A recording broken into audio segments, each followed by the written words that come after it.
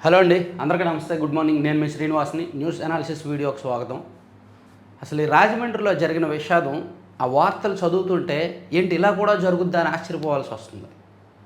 అరే, రోజువారీ పాలు వేయించుకోవడం అందరికీ సహజమే. ఇప్పుడు చాలామంది నాకు తెలిసి హైదరాబాదు, బెంగళూరులో ఎక్కువగా నందిని డైరీ నుంచి పాలు కొనుక్కుంటారు. దాన్ని నమ్ముతారు, ట్రస్ట్. ఎందుకంటే అది కర్ణాటక మిల్క్ ఫెడరేషన్ నుంచి వస్తుంది. హైదరాబాద్ వాళ్ళు ఎక్కువగా హెరిటేజ్ అండ్ ఈ దొడ్ల డైరీ ఆ పాలు ఎక్కువగా వాడతారు. సో వాళ్ళకు కూడా ఒక నమ్మకం. పాల ప్యాకెట్లు వాడేవాళ్ళే అరే మాకు ఎవరైనా దగ్గరలో ఒక రైతు ఉంటే బాగున్ను, పాడి రైతు ఉంటే బాగున్ను, ఇంటింటికి రోజుకు 1 లీటరో 2 లీటర్లో తీసుకొచ్చి సప్లై చేస్తే బాగున్ను అనుకుంటారు.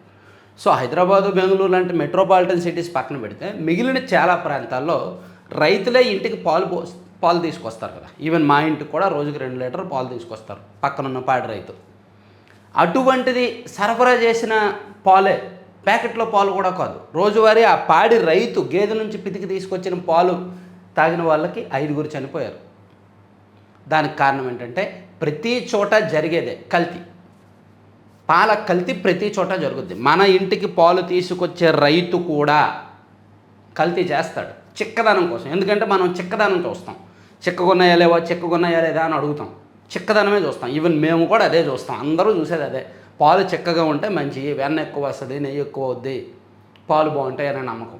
సో రైతులు దాన్ని చిక్కదనం కోసం కొన్ని కెమికల్స్ కలుపుతారు. అవి తేడా కొట్టాయి. ఆ మోతాదు ఎక్కువైంది. ఇక్కడ రాజమండ్రిలో ఎక్కువ అవడంతో ప్రాణాలు పోయే పరిస్థితి. ఎంత దారుణమో చూడండి. ఇదిగోండి, వరలక్ష్మి డైరీలో పాలలో ఇథిలీన్ గ్లైకాల్ కలవడంతోనే ప్రమాదం. అధికారుల దర్యాప్తులో నిర్ధారించినట్టు సమాచారం. కొంపముంచిన కూలెంట్ లీకేజీ. రాజమహేంద్రవరంలో ఒక్కసారిగా తీవ్రమైన కిడ్నీ సమస్యలు తలెత్తే 5 మృత్యువాత పడడానికి పాల కల్తీనే కారణమని అధికారులు గుర్తించినట్టు విశ్వసనీయ సమాచారం. డైరీలోని శీతలీకరణ యంత్రంలో కూలెంట్గా వినియోగించిన ఇథిలీన్ గ్లైకాల్ లీక్ అయి పాలల్లో కలవడం వల్లనే వాటిని తాగిన వారిలో తీవ్రమైన కిడ్నీ సమస్యలు తలెట్టినట్టు భావిస్తున్నారు. కోరుకొండ మండలం నరసాపురానికి చెందిన పాల వ్యాపారి గణేష్ అనధికారికంగా నిర్వహిస్తున్న వరలక్ష్మి డైరీలోని శీతలీకరణ కేంద్రంలో ఈ నెల 15న కూలెంట్ లీక్ అయి ఓ క్యాన్లోని పాలల్లో కలిసినట్టు గుర్తించారు. సాధారణంగా పాడి రైతులు కలుపుతారు. ఇక్కడ అతనికి తెలియకుండా కొంత అదనంగా కలిసిందంట. శీతలీకరణ చేస్తున్నప్పుడు ఇథిలీన్ గ్లైకాల్ లీక్ అయి పాలల్లో కలిసిపోయిందంట. సో అందుకు అతను 106 కుటుంబాలకు పాలు సప్లై చేస్తాడు. ఎవరైతే ఈ గణేష్ అనే వ్యక్తి ఉన్నాడో అతను రోజు 106 కుటుంబాలకు పాలు తీసుకెళ్ళి ఇస్తాడు బండి మీద. వాళ్ళందరిలో 64 కుటుంబాల్లో రివర్స్ కొట్టింది. 5 చనిపోయారు. మిగిలిన అన్ని కుటుంబాల నుంచి కూడా రక్త పరీక్షలు చేస్తున్నారు. ఇంకా కొందరి పరిస్థితి విషమంగానే ఉంది. సో ఇప్పుడు మనకు భయం వేస్తుంది, అరే మనం తీసుకొస్తున్న పాలోడు సరిగ్గా తీసుకొస్తాడో లేదా పాలోడని.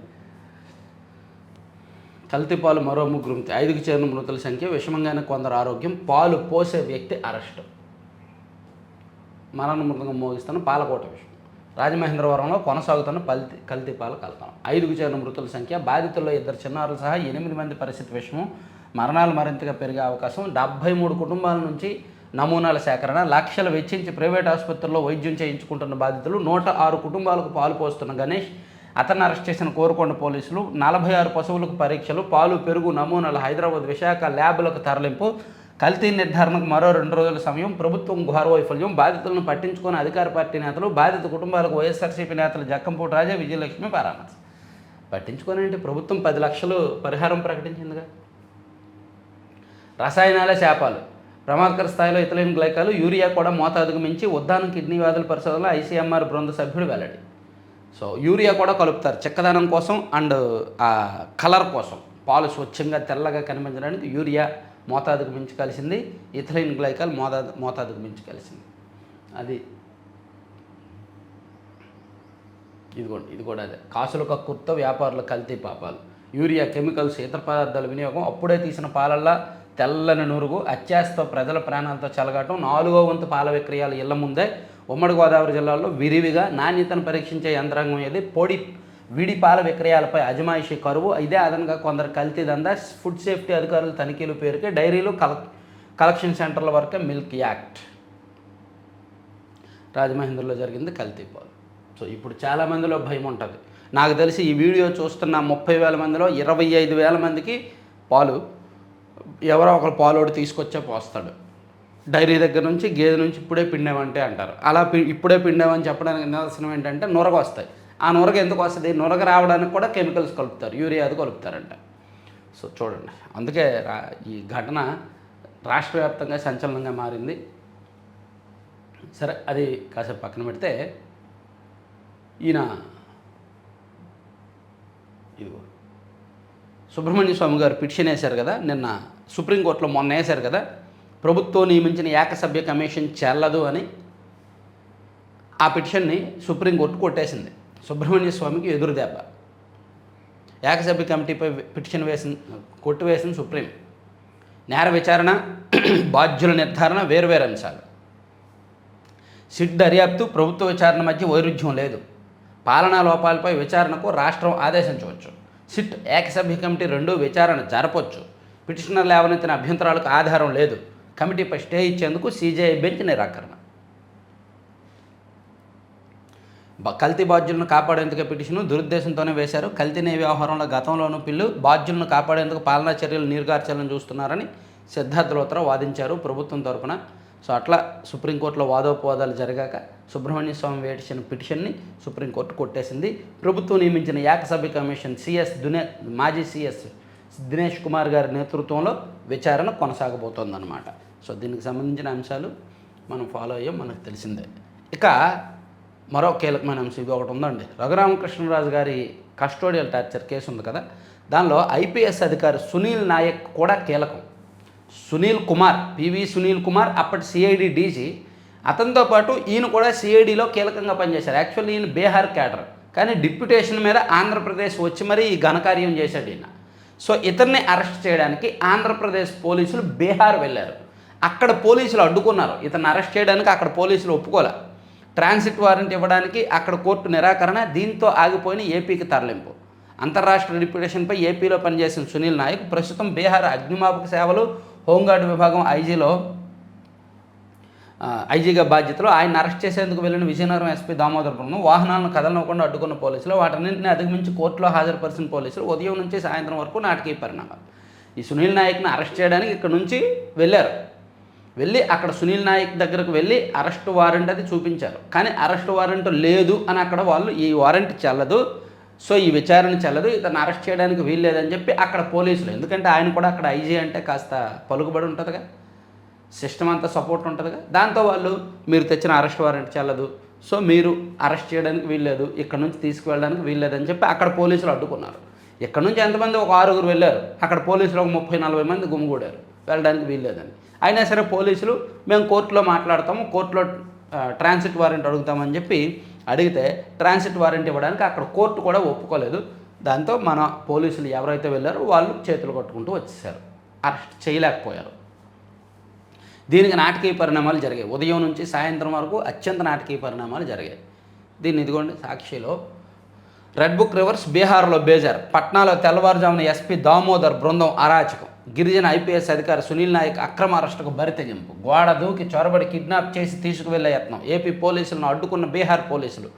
గంటల పాటు వాగ్వాదం, ఉద్రిక్తత. ఎఫ్ఐఆర్లో పేరు లేదు, వారెంట్ లేదు, కేసు డైరీ లేదు.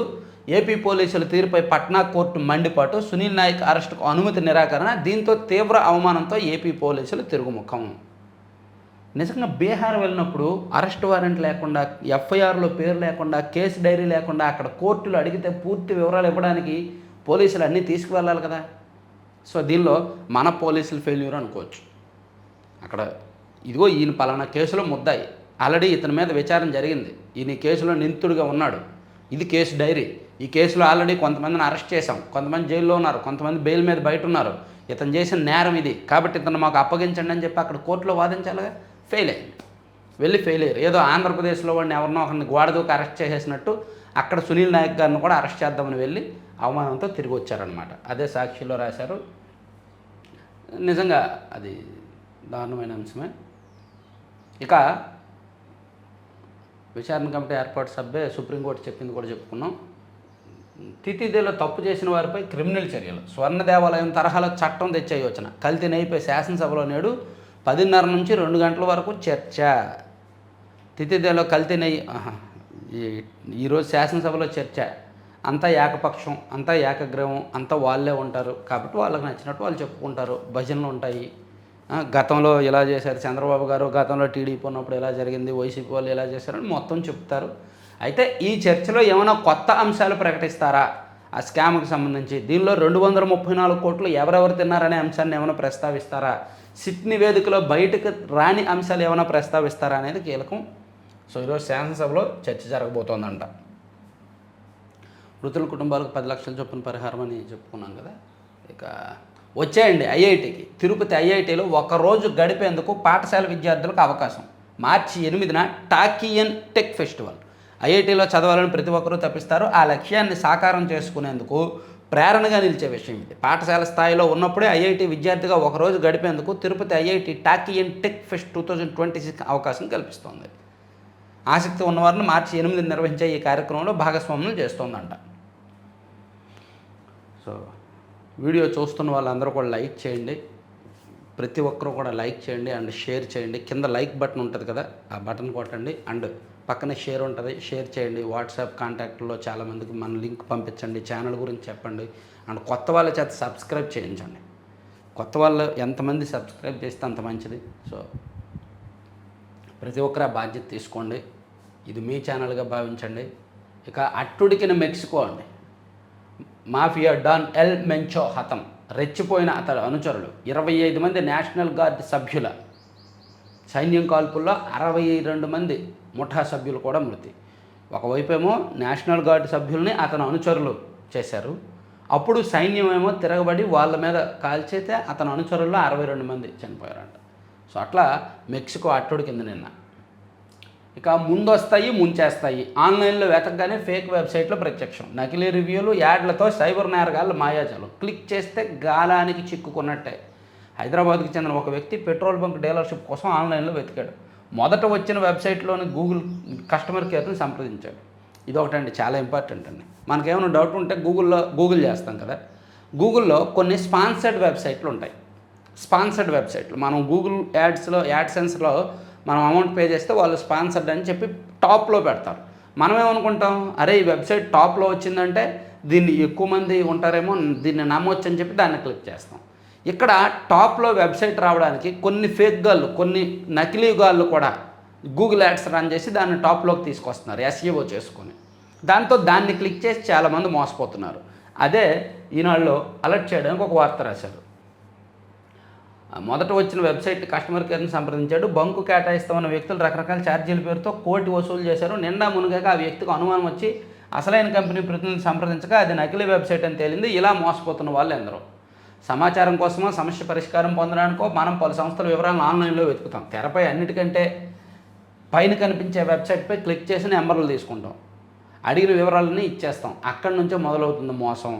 సో ఆన్లైన్లో వెతికే వాళ్ళు జాగ్రత్తగా ఉండాలని చెప్తున్నారు. ఇక కల్తీనే అయిపోయి నేటి సభలో చర్చ. దమ్ముంటే సభలో కాదు బయటకు చర్చ రమ్మని సవాల్ విసిరేశారు.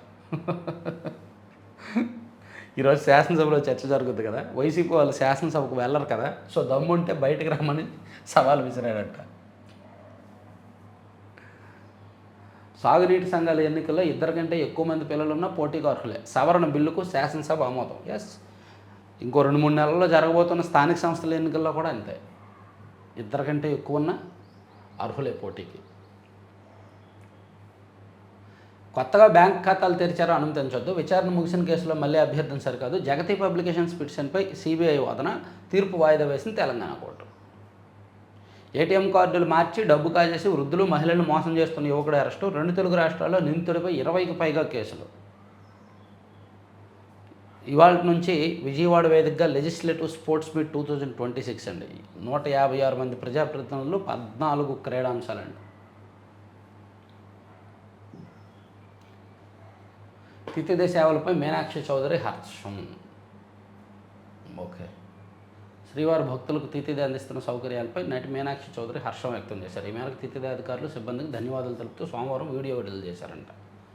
కృష్ణా డెల్టాలో స్వల్పకాలిక పంట రకాల బ్రజేష్ కుమార్ ట్రైబ్యునల్ ఎదుట ఏపీ వాదనలు. తదుపరి ఉత్తర్వులు ఇచ్చే వరకు ఆ ప్రొఫెసర్లను కొనసాగించండి. రాష్ట్ర ప్రభుత్వం 4 వర్సిటీలకు హైకోర్టు ఆదేశం. పదవి విరమణ వయసుకు కొందరికి పెంచి మరికొందరికి నిరాకరించడం వివక్షనని వ్యాఖ్య.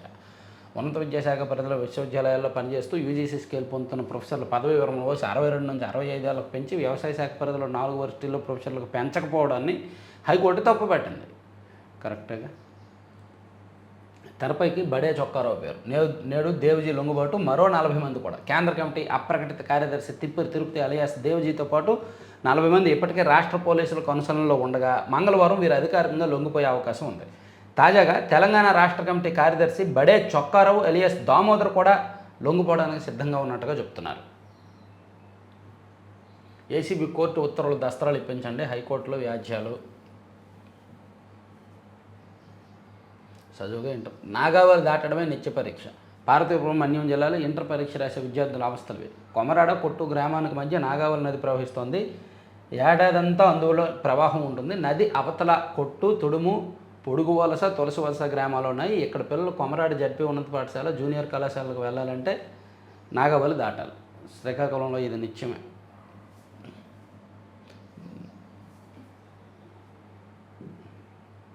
స్థానిక సంస్థల ఎన్నికలకు ముందే బీసీ రిజర్వేషన్ల పెంపు. ఏకసభ్య కమిషన్ నివేదిక రాగానే చట్టం చేసి అమలు చేస్తాం. ఇది బలహీన వర్గాల ప్రభుత్వం. శాసనసభలో సీఎం చంద్రబాబు. 200 కోట్లతో జైల్లో ఆధునికీకరణ. అనిత కల్తీ నెయ్యిపై నేడు శాసనసభలో చర్చ. 611 ఎత్తిపోతల పథకాల పునరుద్ధరణకు 595 కోట్లు. మంత్రి నిమ్మల రామానాయుడు. వైకాపా పాలనలో జగన్ కంపెనీలకు 1000 కోట్లకు పైగా అనుచిత లబ్ధి. ఇన్నేళ్ల తెదేపా పాలనలో హెరిటేజ్కు ₹1 తీసుకోలేదు. హెరిటేజ్పై బొత్స వ్యాఖ్యలు అర్ధరహితం. మంత్రి లోకేష్ ధ్వజం. చాలా వ్యాలిడ్ పాయింట్ అండి. చంద్రబాబు గారు సీఎంగా ఉండడం ఇది ఫస్ట్ టైం కాదు. ఆయన 95 నుంచి 2004 వరకు సీఎంగా చేశారు. 2014 నుంచి 2019 వరకు సీఎంగా చేశారు. ఇది 4వసారి. సో ఇప్పుడు వరకు ఎప్పుడు కూడా ఆయన సొంత కంపెనీలకు బ్యాక్ ఎండ్ నుంచి దొడ్డిదారు నిధులు మళ్లించారని, లబ్ధి చేకూర్చారని ఆరోపణలు లేవు. వైసీపీ వాళ్ళు ఫస్ట్ టైం తెర మీదకి తెచ్చారు. కానీ జగన్మోహన్ రెడ్డి గారు ఒక్కసారి సీఎం అయినందుకే సాక్షికి యాడ్లు ఇచ్చారు. అనుమతికి మించి, పరిమితికి మించి. సాక్షి సర్క్యులేషన్ పెంచుకోవడానికి వాలంటీర్లకు 2.5 లక్షలు అమ్మేశారు. 2.5 లక్షలు పేపర్లు వాలంటీర్లకు కట్టబెట్టారు. ప్రతి జిల్లా కార్యాలయంలో, ప్రతి ప్రభుత్వ కార్యాలయంలో అవసరం ఉన్నా లేకపోయినా 10 15 సాక్షి పత్రికలు వేసేసి నెల నెల బిల్లులు తీసుకున్నారు. ఇలా జగన్మోహన్ రెడ్డి గారికి సంబంధించిన కంపెనీలకు లబ్ధి ఇచ్చారు. ఈ జేబులో ప్రభుత్వ డబ్బులుంటే ఈ జేబులో తీసి ఈ జేబులో సొంత కంపెనీల్లో పెట్టారు. ఒక్కసారి సీఎం అయినందుకు అని చేశారు. చంద్రబాబు గారు ఎన్నిసార్లు సీఎం అయినా ఎప్పుడూ కూడా ప్రభుత్వ నిధులు తన కంపెనీలకు మళ్లించాల. అది వ్యాలిడ్ పాయింట్. సో జగన్ వదిలేసిన బకాయిలు మేము వచ్చాక కట్టాం. శాసనసభలో నాదెళ్ల మనోహర్. 500 కోట్ల శాసకీయ నిధులతో గురుకుల భవనాలు. బీసీ సంక్షేమ శాఖ మంత్రి సవిత. రాష్ట్రంలో 20 బీసీ గురుకులాల్లో కొత్త భవనాల నిర్మాణానికి శాసకీయ పథకం కింద 500 కోట్లు మంజూరు చేశారంటండి. 1,00,000 కూపన్ నాకొద్దు, వెనక్కి ఇచ్చేస్తున్నా. సభలో సంబంధం లేని అంశాలతో సమయం వృధా. PDF MLC Gopi Murthy. సో శాసనసభ్యులకు, శాసన మండలి సభ్యులకు ప్రభుత్వం 1,00,000 విలువైన కురామా కూపన్లు ఇస్తున్నారు. అంటే వాళ్ళు టాటా కురామా ఉంటుంది కదా, వాళ్ళు కురామాకి వెళ్ళి ₹1,00,000 విలువైనవి ఏమైనా కొనుక్కోవచ్చు. సో ఆ కూపన్లో నాకొద్దు, నాకెందుకు అని చెప్పి పీడీఎఫ్ ఎమ్మెల్సీ తిరిగి ఇచ్చేస్తున్నారంట. అలా మిగిలిన వాళ్ళు కూడా చేస్తే మంచిది. ఎందుకు ఈ ₹1,00,000తో వాళ్ళు ఏం చేసుకుంటారు? వాళ్ళు ఏమైనా పేదోళ్ళ? ఇక ఉర్దూ అకాడమీ 1,00,000 బడ్జెట్ను 7 కోట్లకు పెంచాం. ముస్లింల సంక్షేమానికి కూటమి ప్రభుత్వం ఇచ్చే ప్రాధాన్యం ఇది. మైనారిటీ సంక్షేమ శాఖ మంత్రి ఫరూక్. ఎమ్మెల్యేలో పనిచేయచ్చు ఈ 1,00,000 కూపన్లో. వాళ్ళకి ఒక 100 మంది ముఖ్య అనుచరులు ఉంటారు కదా, కార్యకర్తలు. ఎమ్మెల్యేల గెలుపు కోసం పనిచేసే కార్యకర్తలు ఉంటారు కదా, ఆ 100 మంది సమక్షంలో పిలిచి ఒక డ్రా తీసి ఒక కార్యకర్తకి ఎవరికో ఇచ్చేయచ్చు. బాగానే ఉంటుందిగా అది. లేదా ఈ 1,00,000 కూపన్ని 4గా డివైడ్ చేసి 25,000 4 కూపన్లు పెట్టి సెపరేట్గా నలుగురు కార్యకర్తలకు ఇచ్చేయచ్చు. తలా 25,000. అది అందరి ముందు డ్రా తీయాలి. ఒక 100 మంది కార్యకర్తలు ఉంటే 100 మంది పేర్లు రాసి డ్రా తీసి నలుగురికి ఇవ్వచ్చు. అది కూడా బెటర్ ఆప్షన్. అంటే దానివలన ఎమ్మెల్యేలు ఏమీ పేదవాళ్ళు కాదు, కోటీశ్వరులు, 100 కోట్లు ఉన్నవాళ్ళు. వాళ్ళకి 1,00,000 కూపన్ ఎంత? సో అదేదో కార్యకర్తలకు ఇచ్చేస్తే వాళ్ళు సంతోషపడతారుగా. అలా ఆలోచించవచ్చు ఎమ్మెల్యేలు. కాకపోతే అంత బుద్ధి, అంత కామన్ సెన్స్ ఉండదులే, అది వేరే విషయం. ఇక శాసన మండలిలో వైకాపా ఎమ్మెల్సీలు నిరసన. 20వ తేదీ నాటి వీడియో ఫుటేజ్ ఇవ్వాలని పట్టు వారితో పాటు పాల్గొన్న అనంతబాబు. అనంతబాబు లేకపోతే ఎలా? పొరపాటున ఆయన చూడండి చూపించేయగలడు. చూపించడం అలవాటు ఉన్న వాళ్ళని శాసనసభల్లోకి మండలిలోకి అనుమతించొద్దు.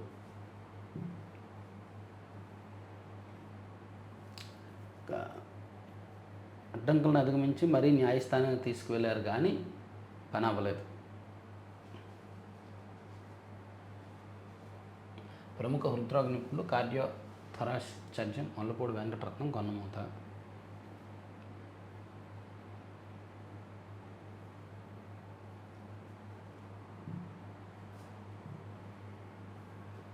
ప్రతి ఆట ఓ స్ఫూర్తి పాఠమే.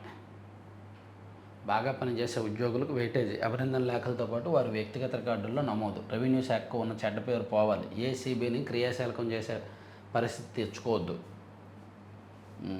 ఆసుపత్రుల పారిశుధ్యంలో అశ్రద్ధ చూపితే ఏజెన్సీలు ఏవోలే బాధ్యులు. వివిధ శాఖల ఎందుకు బాధ్యులు? వాళ్ళు డబ్బులు ఇస్తారుగా.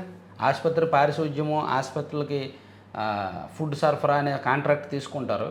వాళ్ళు ఆ మంత్రి గారి పిఏకో లేదంటే ఆ జిల్లా అధికారులకో ప్రతి నెల డబ్బులు పంపిస్తారుగా. కాబట్టి వాళ్ళని గ్రామస్తులు కోరగానే 60 లక్షలతో రోడ్డు నిర్మాణం. పవన్ కళ్యాణ్ హామీతో పనులు పూర్తి. వసతి గృహాల పేరున అంబేద్కర్ రాజగృహాలుగా మార్చాలి. సీఎం చంద్రబాబు పోతుల బాలకోటయ్య వినతి. కొత్తగా బ్యాంకు ఖాతాలు తెరిచేలా అనుమతించొద్దు. విచారణ ముగిసిన కేసులో మళ్ళీ అభ్యర్థిని సరికాదు. జగతి పబ్లికేషన్స్ పిటిషన్పై సిబిఐ వాదన. సో ఇవి ఈనాడు అయింది ఆల్మోస్ట్. అంటే మిగిలిన అంశాలు కూడా ఇంపార్టెంట్ చెప్పేసుకున్నాం. సాక్షిలో వేరే అంశాలు ఏమన్నా చూద్దాం. ఇది ఒకటి రాశారు కదా, ఇది చెప్పుకున్నాం. అండ్ బీహార్లో బేజార్ అనేది కూడా చెప్పేసుకున్నాం. ఇందాపూర్ నెయ్యిపై చర్చించాల్సిందే. ఓహో 5 రోజుల నుంచి వీళ్ళు ఇదే గోలండి. మండల్లో టీటీడీకి ఇందాపూర్ నెయ్యి సరఫరాపై చర్చకు వైఎస్ఆర్సీపీ పట్టు. వేస్ట్ చేస్తున్నారు. శాసనసభకేమో రావట్లేదు, శాసన మండలిలో ఒకే అంశం మీద రోజు మాట్లాడుతున్నారు. వైఎస్ఆర్సీపీ సభ్యులు వాయిదా తీర్మానాన్ని తిరస్కరించిన చైర్మన్ పోడియం వద్ద వైఎస్ఆర్సీపీ సభ్యుల ఆందోళనలు. ప్రతిగా టీడీపీ జనసేన సభ్యులు కూడా పోడియం వద్ద నినాదాలు. మండలి ప్రారంభమైన 7 నిమిషాలకే వాయిదా. శాసనమండలి సభ్యుల హక్కులు కాపాడండి. మండలి చైర్మన్ శాంబ్రేదులు వైఎస్ఆర్సీపీ ఎమ్మెల్సీలో ఆందోళన. కాపులను చంద్రబాబు వేధిస్తున్నారు, మేము బానిసలం కాదు. మాజీ మంత్రులు నివాసాలపై దాడులు ఎవరి నివాసాల మీద దాడులు చేశారు? అంబటి రాంబాబు గారి నివాసం మీదే కదా. కాపులు మాజీ మంత్రులు ఇంకా ఆలనాని గారు ఉన్నారు, ఆయన నివాసం మీద దాడి చేశారా? కొట్టు సత్యనారాయణ గారు ఉన్నారు, ఆయన నివాసం మీద దాడి చేశారా? గుడివాడ అమర్నాథ్ గారు ఉన్నారు, ఆయన నివాసం మీద దాడి చేశారా? బొత్స సత్యనారాయణ గారికి కూడా కాపుగానే మీరు భావిస్తారుగా, ఆయన నివాసం మీద దాడి చేశారా? ఎవరి నివాసం మీద దాడి చేశారు? అంబటి రాంబాబు గారు నోటి దోలక ఆయన తిట్టాడు, సీఎంని తిట్టాడు కాబట్టి ఎవరైనా. ఏం పద్మనాభరెడ్డి గారు మీరు కూడా అలా అంటే ఎలా సార్? ఖాయం కష్టం. పార్వతీపురం మన్యం జిల్లా వనకాబడి గ్రామానికి చెందిన బంగారరాజు ఈ నెల 19 జరిగిన రోడ్డు ప్రమాదంలో గాయపడి 21 మృతి చెందారు. ఆదివారం మృతదేహాన్ని విశాఖ నుంచి అంబులెన్స్లో తీసుకురాగా వనకాబడికి రోడ్డు లేకపోవడంతో 3 కిలోమీటర్ల దూరాన ఉన్న దేరువాడ వద్ద దింపేసి వెళ్ళిపోయారు. దీంతో వాళ్ళు కర్రక కట్టి మోసుకొచ్చారు. ఇప్పటికీ ఇటువంటి పరిస్థితులు రావడం, రోడ్లు లేక పరిస్థితులు ఉండడం తలదించుకోవాల్సిన అంశం. ఇక సోషల్ మీడియా నియంత్రణపై త్వరలో చట్టం. సామాజిక మాధ్యమాల నియంత్రణ చట్టాన్ని సమీక్షించడానికి ప్రభుత్వం మంత్రుల బృందాన్ని ఏర్పాటు చేసింది. అండ్ ఫెర్రో ఎల్ఐఎస్కు బాబు సర్కార్ షాక్. ఫెర్రో ఎల్ఐఎస్ పరిశ్రమకు చంద్రబాబు ప్రభుత్వం షాక్ ఇచ్చింది. ప్రస్తుతం ఈ పరిశ్రమను నిర్వహిస్తున్న విద్యుత్ రాయితీలు ఏడాది మార్చి చివరి వరకే కొనసాగుతాయి, తర్వాత ఉండవు. పాపం వైసీపీ హయాంలోనే ఈ ఫెర్రో ఎల్ఐఎస్ పరిశ్రమలు 80% క్లోజ్ అయిపోయాయి. వాళ్ళకి మెయింటెనెన్స్, కరెంటు బిల్లులు ఎక్కువైపోయాయి. ఇప్పుడు ఈ గవర్నమెంట్ మార్చి వరకే కొనసాగితే తర్వాత ఇంకా సబ్సిడీలు ఇవ్వమని చెప్పేశారు. ఇంకా పరిశ్రమలు ఉండవు, అటువంటి పరిశ్రమలు ఇంకా ఉండవు. ఆ విజయనగరం, చీపురుపల్లి చుట్టుపక్కల ఉంటాయి. సో ప్రభుత్వ నిర్ణయంతో ఉండవు అన్నమాట, పోతాయి. ఇక ముకుల్ రాయ్ కన్నుమూత. బెంగాల్ రాజకీయాల్లో అపరచాణక్యుడిగా పేరు తెచ్చుకున్న కేంద్ర మాజీ మంత్రి టీఎంసీ నేత ముకుల్ రాయ్ కన్నుమూశారు. ఎల్మెంచో. ఇక బెంగాల్ పరిస్థితి దుస్థితి చూసి సీఎం మమతా బెనర్జీ పాలనలో బెంగాల్ దుస్థితి చూసి తన గుండె పగిలిందని ప్రధాని మోదీ ఆవేదన వ్యక్తం చేశారు. ప్రధాని మోదీ గారు 5 years బ్యాకే కదా, అప్పుడు పశ్చిమ బెంగాల్ ఎలక్షన్స్ ఉన్నాయి, ఇప్పుడే కదా రవీంద్రనాథ్ ఠాగూర్ గెటప్ వేశారు. మరి ఇంకా గెటప్ మార్చలేదేంటి? ఓహో ఏప్రిల్లో పోలింగ్ కదా, ఇది ఫిబ్రవరి కదా, ఏమో మార్చి 15 తర్వాత మారుస్తారేమో, లేదా ఎందుకులే మార్చడం కనిపెట్టేస్తారని వదిలేస్తారేమో. సో తమిళనాడులో 97.37 లక్షల ఓటర్ల పేర్లను జాబితా నుంచి తొలగించారంటండి సర్ ప్రక్రియలో భాగంగా. కౌలు రైతుల సమరబేరి అన్నదాత సుఖీభావ వర్తింపజేయాలి. పంట రుణాలు నష్టపరిహారం బీమా మొత్తం కౌలు రైతులకు ఇవ్వాలి, రైతులందరికీ ఒకేసారి రుణమాఫీ చేయాలి. బెజవాడలో ఏపీ కౌలు రైతుల సంఘం ఆధ్వర్యంలో 30 గంటల పాటు నిరవధిక దీక్ష ప్రారంభించిన మాజీ మంత్రి రైతు నేత ఒడ్డే శోభనాద్రేశ్వరం. మంచిదేగా. సాక్షిని పక్కన పెట్టి ఆంధ్రజ్యోతికి వెళ్తే రెవెన్యూకు ఫ్రెష్ లుక్. ఆ శాఖను దారిలోకి తీసుకురావాలి, భూములు రీసర్వేతో పాటు అన్ని సమస్యలు పోవాలే తప్ప కొత్త వివాదాలు రాకూడదు, ఏసీబీ దాడులు చేసే పరిస్థితి తేవద్దు, పనిచేయని తహసీల్దారులను పక్కన పెట్టండి ప్రభుత్వ సేవలపై. సో అది. అలాగే ఉగాదికి మెగా జాబ్ క్యాలెండర్ అంటండి. 2 ఏళ్లలో కేజీబీవీ ఫలితాల మేరకు ఇప్పుడు అడ్మిషన్లకు పోటీ, ఉత్తరాంధ్రలో పారిశ్రామిక అభివృద్ధికి అవసరమైన ఎకో సిస్టమ్ ఏర్పాటు చేస్తున్నాం, అసెంబ్లీలో లోకేష్ వెల్లడి. సో ఉగాది కంట mega job calendar. Mega job calendar అంటే ఒక 80,000 నుంచి 1,00,000 ఉద్యోగాలు భర్తీ చేస్తారేమో, సంక్షేమానికి బడ్జెట్ పెంచాం, ఆర్థిక అసమానతలు తగ్గిస్తాం, అన్ని వర్గాలకు న్యాయం చేస్తామని చెప్పి సీఎం గారు చెప్పిన అంశాలు కూడా ప్రస్తావించారు. గ్రీన్ హైడ్రోజన్లో ఏపీ టాప్, మెరుగైన విధానాల రూపకల్పనలో ముందంజ, కర్బన ఉద్గారాల తగ్గింపులో కర్ణాటక బెస్ట్, ఓవరాల్ ప్రదర్శనలో మహారాష్ట్ర, రాజస్థాన్, గుజరాత్, ఉత్పాదకంలో వెనుకబడ్డ తెలంగాణ, బెంగాల్. స్వచ్ఛ ఇంధన పరివర్తనపై ఎస్ఈటి నివేదిక.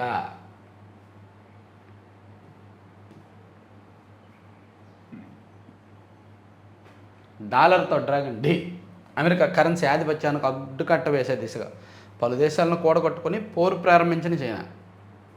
ఈ యువాన్లు ఎంబ్రిడ్జ్ ప్లాట్ఫామ్ ద్వారా చెక్ పెట్టే ఎత్తుగడ. అదే బాటలో పయనించేందుకు ప్రయత్నిస్తున్న భారత్. రష్యా, శ్రీలంక తదితర దేశాలతో ఇప్పటికే రూపీ ట్రేడింగ్. 10 దేశాల చెల్లింపులు వ్యవస్థలతో యూపీఐ లింకు.